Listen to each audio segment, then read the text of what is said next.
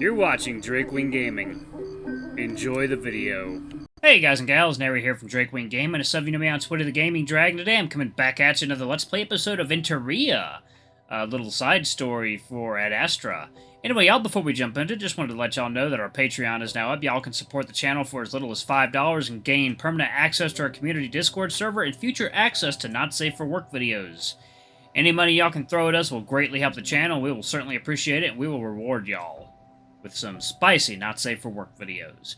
Anyway, let's go ahead and jump right back into it, shall we? Alarm chain, you are up. Let's go. Alright. My existence feels more and more lonely every day. Amicus says that will change after our trip. I suppose this tour is a bit like my introduction to the rest of the moon. Afterwards, I'll be able to make more public appearances, according to Amicus. Initially, this doesn't sound all that appealing, but the more time I spent within the corridors of the palace, the more I've changed my mind. The more I think about it, the more I feel the cramped walls of the palace closing in on me. Even now, I changed my mind on breakfast in mid-stride, and instead take the route that will take me to the front of the fireplace, to the front of the palace. I don't know where fireplace came from. Front of the palace, wanting to go for a swim instead. It's been a while, and they always left me feeling exhausted in a good way. Much different than the tender weakness that the hot baths left me in every morning. Which reminds me, I stopped by the door to the baths on the way, pressing the panel. A wall of steam smothers my face instantly, and I'm glad I decided not to go with the usual routine today. A feeling of suffocation is exactly what I'm trying to avoid right now. Neferu? My voice is weak under the sudden change in humidity. I clear my throat. Neferu! Ah, Killian, I've been waiting for you. There are a few things I'd like to discuss before... Hey, I'm going for a lake swim instead today. You can join me if you want. There's a pause that goes on for a notable amount of time, then a sigh. There's an echoing sound of sloshing water, then the smacks of it hitting marble floors. Oh, hello there. Hello there. You have quite the knack for choosing the worst days, you know. Hey, hold on a moment. Nope, and he's following us naked, okay. I'm already moving back into the hall, knowing Neferu well enough at this point to not just stand there and let him prattle on. Why you would choose the harsh cold of the murky, slightly polluted lake over the comforting warmth of mineral water is beyond me. And with no time to make myself decent. Thanks for that. I side-eyed the big jackal, wondering why he didn't take the time to at least grab a towel. Hey, it's up to you. I just didn't want to leave you hanging in the baths, expecting me to show up. Neferu slips on the marvel before catching his balance in a stumble. And why are you naked? I was just going to wait for you by the lake if you were going to come. Nothing you haven't seen before, eh? Not in the halls of the palace. And who else might see us? Anyone, but I'd be most worried about Amicus if I were you. He comes back early sometimes. Ah, yes, I suppose that would be a worry. Wolven jealousy knows no bounds. We exit the palace into the gardens. I think he just finds you annoying. Annoyed by his own jealousy, maybe. Ooh, that's pretty. I roll my eyes and start stripping off my robes on the beach, Neferu waiting patiently while I do. Speaking of an angry Emperor Amicus, I doubt he'd be happy to see you swim across the lake without safety measures in place. He and everyone else here just needs to get used to the fact that humans aren't like other primates. Accidents happen, no matter the species. Neferu's concern for rules and safety seems so out of character for him that I just can't take him seriously. Race you to the island. My muscles are so loose from the hot bath. I slap the water so it splashes Neferu's body, making him gasp. Well, warm up then. Feeling giddy for the moon trip, I assume. It's just nice to be out of that stuffy palace. I start swimming, and even though I have a pretty good head start, Neferu catches up easily, though he swims alongside me at a measured pace.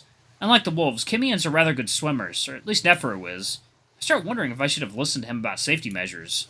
At least a sightseer to have something to cling to in case I cramp up or something. I'm not too worried, though. Sure enough, just as I feel my limbs starting to give out, I touch the sandy floor of the island. I'm gasping for air when I get to the beach, splaying out on my back, feeling exhaustion like I haven't in a long time. I'm vaguely aware of a slightly panting Neferu behind me, following me onto the beach. I suppose now you realize how foolish that was. I crack an eye open at Neferu, just enjoying all the feelings my body is sending me. Foolish? I feel great! And then I guess you're just a fool, then. The anger in Neferu's tone catches me by surprise. I prop myself up on my elbows, looking at him carefully. You alright? I'm fine. You, on the other hand, were seconds from drowning. The odd, spontaneous feeling I'd been under the spell of suddenly dissipates.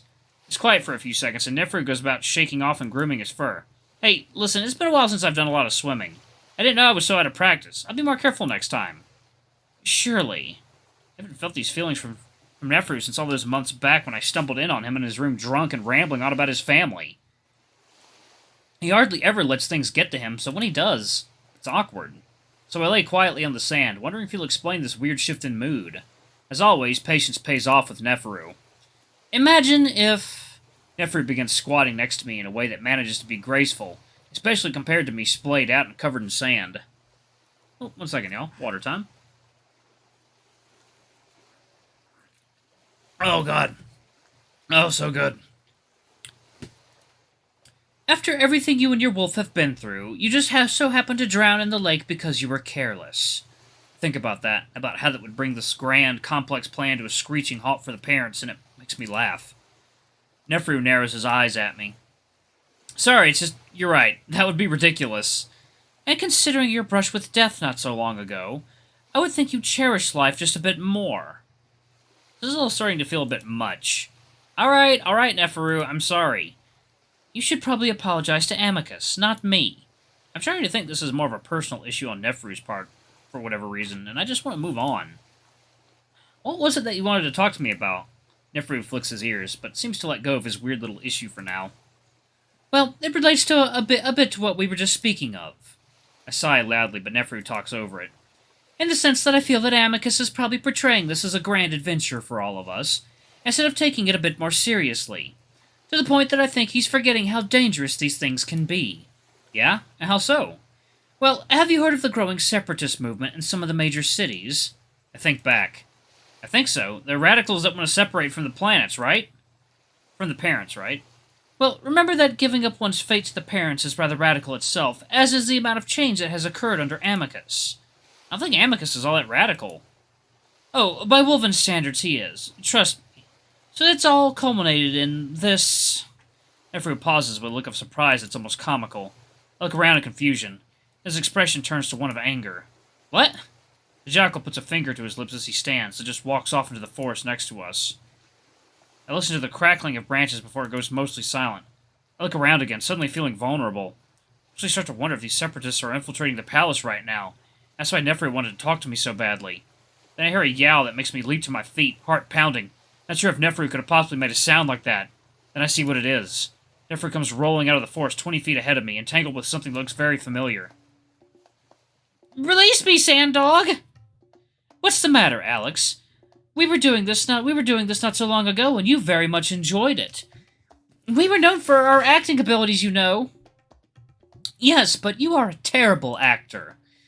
You never can resist manhandling me, you brute. The tables have turned. I remember when you couldn't keep your paws off of me. Yes, well... Perhaps I mistook you for being better endowed. Did Kato kick you so hard that you shrunk somehow? Yeah! Neferu suddenly lets Alex go, letting him faceplant right into the sand. The water is simply cold, Alex. A likely excuse.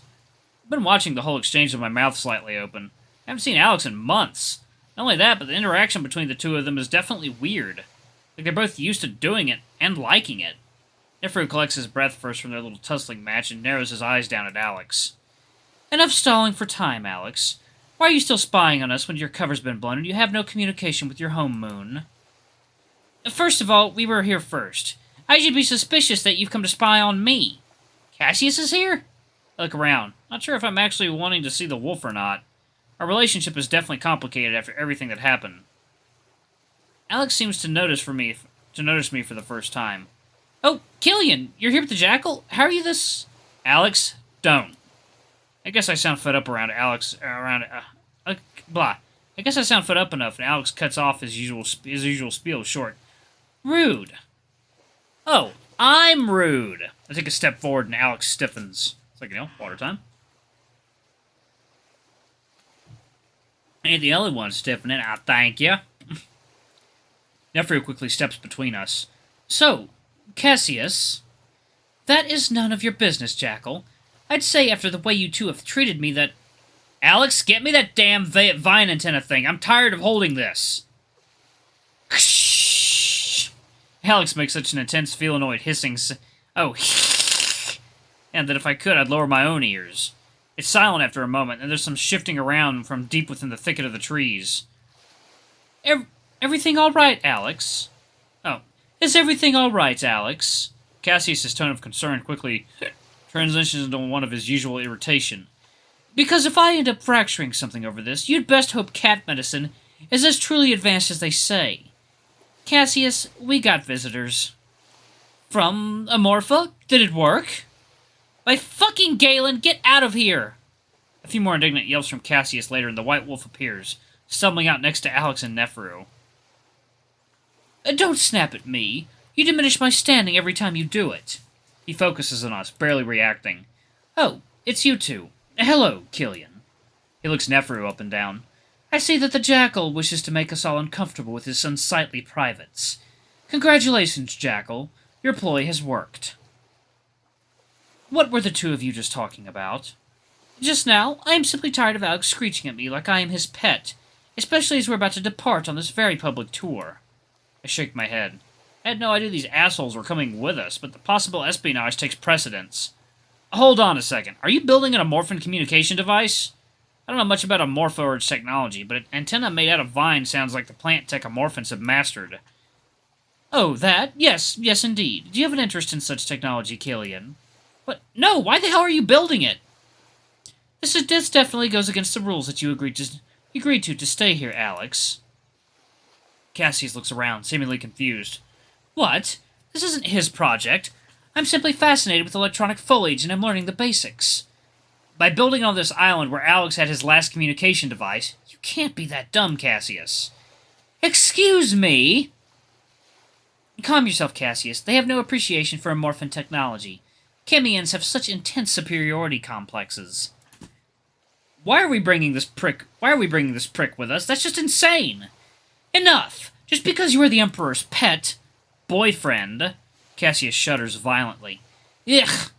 Pet, as I was saying. Do not mean you can say whatever you like to me or my pet. Good day to you both. Neferu and I watched them walk down the length of the beach, then get into a sightseer I hadn't seen behind a bend of trees. Well, I suppose I will have to speak to Amicus about this. Same. Even more to worry about than our little trip. I don't get why you're coming. I don't get why they're coming. Cassius is still a popular force in Hadastran politics. It's all politics, just as I am being brought along to represent the sought-after alliance. I sigh, sitting under some shade. Then what am I? Well, I think Amicus is more fond of you than the rest of us, but otherwise most Hadastrans haven't seen a human in person. Might as well get them used to it before your species entry into the Galaxius. Anyway, I must head back so that I can prepare an appointment with Virginia. She must know about the ongoing dangers of Alex as well. To cut our conversation short, just remember that this tour is not all leisure. There's a great deal of danger when it comes to these separatists. They would die for their cause, just as most of us would. All right? Though, do allow yourself to have fun, just with caution. I'll head back now and send a sightseer. Don't think about swimming back without one. Second, y'all. Water time.